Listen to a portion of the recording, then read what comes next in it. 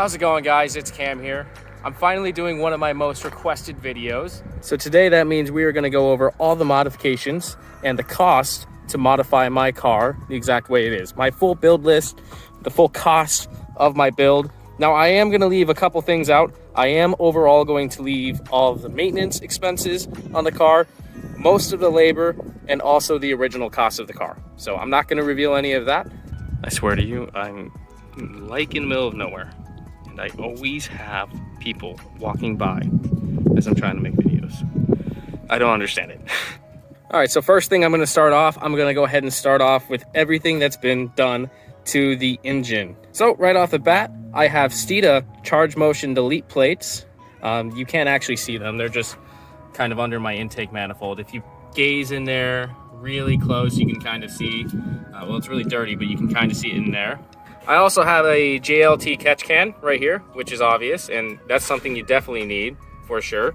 I'm gonna come around this way, so we try to avoid as much wind noise as possible because of course it is a little windy and rainy for the next couple of days, and I really wanted to get this video out for you guys. So next modification, I have my ATI super damper, which is basically a harmonic balancer that connects right there to my supercharger crank pulley right there. Can kind of see it. It's very nice.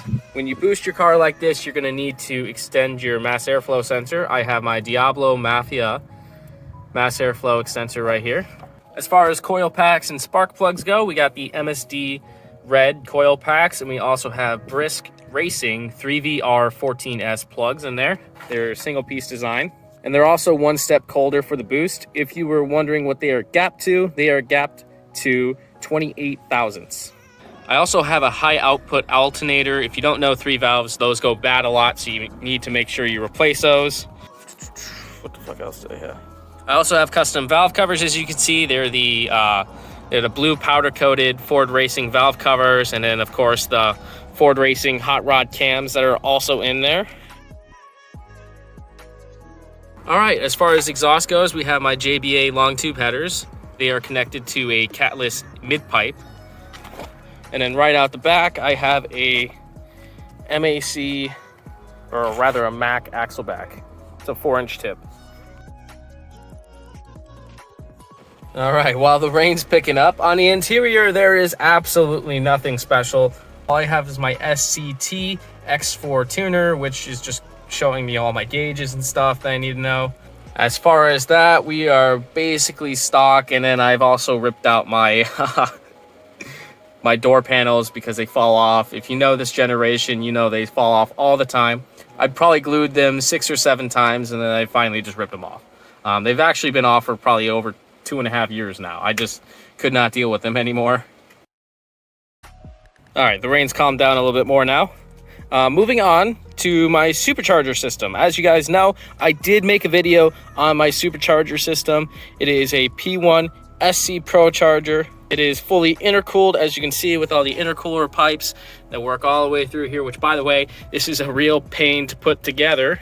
Now, it does also have a F1 crank pulley. So this is a different crank pulley than my typical P1 SC crank pulley. Now, that's because the P1 SC crank pulley is kind of poorly designed. So I opted for the F1 crank pulley, and then that's why that's mated to that ATI super damper you see right there. Now, as far as the pulley size, it is the largest pulley it comes with, so we're not on the smaller pulley. We're only making around 8.5 pounds of boost. Nice, safe, and conservative. And of course, how could we forget? We have the Procharger big red blow-off valve. I think I can get it in there pretty well. That makes a lot of noise, a lot of good noises, as I'm sure most of you guys are aware of. Moving on, we're moving on to my fuel system. I have Ford Racing 47-pound fuel injectors. We also have a Walboro 400 liter per hour fuel pump. Now, if you didn't know, that's under the back left seat right here. It's actually really easy to take out and access. As far as cooling goes, we don't really have a whole lot special. I do have a brand new replaced OEM radiator. That's to know. I also have a 3600 CFM rated universal fan, so that provides a lot more cooling when that does turn on. And then I am also running about somewhere around 85 to 80% distilled water, a little bit of coolant for any cold temperatures, and then some water wetter on top of that as well. So that way we keep the cylinder head temperature down. Here you see my car's ridiculous cooling system, but we have a 160 degree Mishimoto thermostat right in there. All right, moving on, we have the drivetrain of the vehicle. Now, this is my most hated part about the car, obviously, because it's an automatic. It's the 5R55 trans, which, if you don't know, is garbage, and I've learned from personal experience that it's garbage, so I'm gonna have a hard time buying an automatic ever again, honestly. Now, my 5R55 has actually been rebuilt twice now. It's got TCI's 725 horsepower rated rebuild kit in it, and it's cost me overall around $4,000. That's with labor, parts, and things just breaking on it constantly. I also have a set of Ford Racing 373 gears on the car that was just recently installed. Now, as far as labor, that's the only two things of labor I'm actually going to include in the car, just because it's something I can't do myself. I do also have a catch can that's going to be going on the car for the trans. As far as the stall converter is concerned, it is just the stock stall converter. I believe it's an 1100 stall. And then I do also have a Borg-Warner hardened input shaft as well. As far as suspension goes on the car, I really have nothing special, just KYB shocks and struts from the front and the rears. We also have lowering springs on the car, 1.5-inch BMRs in the front, 1.25-inch Steedas on the rear. Now, I do have the 1.5-inch BMRs that need to go on this car still, so it will come down just a tad bit more in the rear there. I also do have a BMR panhard bar. You need that when you go and lower the car like this. And then we do have some GT500 strut mounts as well. The wheels and tires are nothing special. They are replicas. They are the American Muscle replicas, I believe. I believe the color, it's called dark stainless. It does a really good job matching my car, actually. I'm not too big of a fan of black wheels, too, so I kind of like how these look darker when it's, dark out. And then when it's light, they kind of reflect a little bit, so I find that pretty cool. I am wrapped in Nitto NT 555 G2s in the front and rear. We got a 255 up front, 285 in the rear. They are staggered fitment with the wheels. They're 20-inch wheels, by the way, 8.5 in the front, 10 in the rear. If you want to know how tall the sidewalls are, if you really want to know that, we got a 35 sidewall here, 35 sidewall in the rear as well, too. Now, as far as the exterior of the car goes, we have a Cervini Cobra R racing hood. I believe that's what it's called. It cost me about $1,000 all said and done with the paint and everything.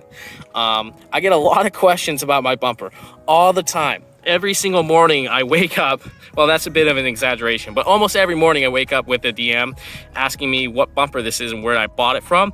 Now, I actually bought it on eBay. It's an Icon Motorsports Racer Boy bumper, I believe.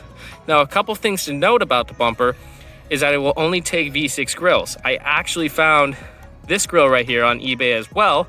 It's a V6 grill, but it fits my GT fog lights, which are, by the way, Raxium halos. I just don't have the halos hooked up. I believe these are axial halo headlights as well, too. Continuing around the side of the car, I have MMD painted louvers, an MMD duckbill spoiler, MMD deck lid. I don't know what to call that. And then I also do have a custom diffuser. Now this is built by someone in the 3-valve community on Instagram. I'm gonna go ahead and show his Instagram tag right here. And that's really about it. When it comes to looks for me, I like to keep it relatively clean and simple. You know, at the end of the day, it's a 3-valve. I don't want to be, you know, breaking too many necks out there.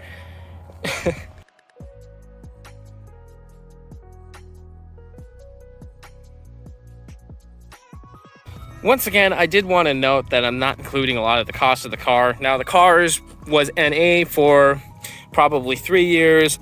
You know, I went through several different intakes. I've been through several different exhausts on the car, tunes, maintenance parts, all that kind of stuff. So the price may seem a little bit low, but the overall cost of ownership's gonna be a lot more up there, believe me.